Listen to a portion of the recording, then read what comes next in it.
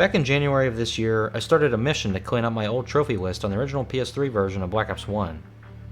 I had a handful of trophies already unlocked, dating all the way back to 2016, but there was still a massive mountain left to climb. I grinded out everything until one single obstacle stood in my way: the Wager Match trophy.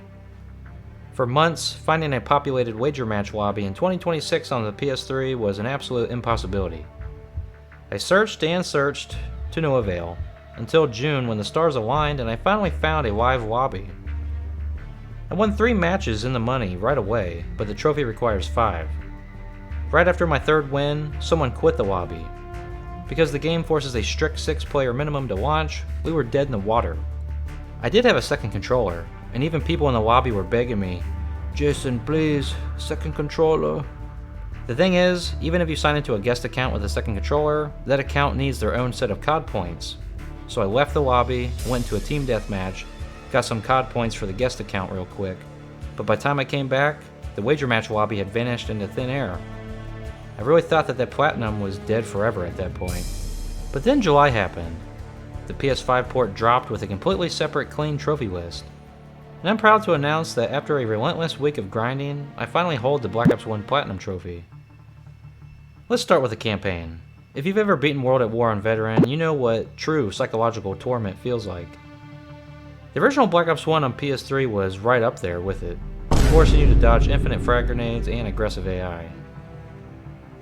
But on this new PS5 port, Veteran difficulty was a complete joke. Because Activision launched these versions in such a bugged, unpolished state, the artificial intelligence coding is completely broken. The AI enemies are nowhere near as aggressive or accurate as they were in 2010. Sure, there were a handful of tight checkpoints on the Numbers and Rebirth Island missions where I died a few times. But the hardest segments in the franchise were entirely neutralized. Think about the legendary hill segment of the mission SOG, where you have to kick the napalm barrels down while infinite enemies flood your position. On PS3, that part took hours of pure luck. On the PS5 port, I coasted right through it. The game is simply unpolished. Take the mission WMD, the first half where you have to guide your squad without being spotted. I executed the stealth path flawlessly, over and over, but the trophy simply refused to pop.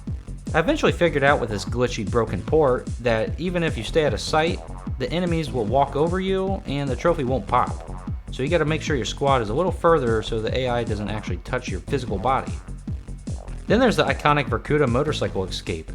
This mission completely glitched out because one of the motorcycle riders turned invisible, so I couldn't kill him. I reloaded a checkpoint over and over and he still never appeared, so I had to end up restarting the entire mission. Moving over to zombies, the requirements were way easier compared to this broken ports campaign. The only truly annoying challenges were pack-a-punching the Ballistic Knife to revive a downed teammate and sticking a teammate with a pack-a-punch crossbow bolt, since the mystery box's RNG is just ridiculous. Since I didn't want to rely on randomized teammates who didn't even know what they were doing, I tackled these completely solo. I booted up a private match, used 2 PS5 controllers at the same time, and managed both characters myself.